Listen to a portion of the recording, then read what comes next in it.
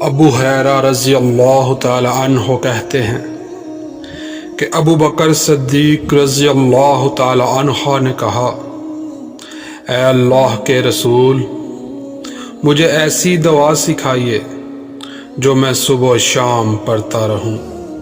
آپ صلی اللہ علیہ وآلہ وسلم نے فرمایا، کہو، اے اللہ، غیب اور حاضر کو جاننے والے، آسمانوں اور زمین کو پیدا کرنے والے، ہر چیز کے رب اور مالک، میں گواہی دیتا ہوں کہ تو ہی سچا معبود ہے۔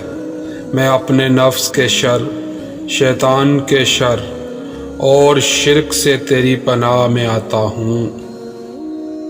صبح و شام اور رات سوتے وقت یہ کلمات کہو۔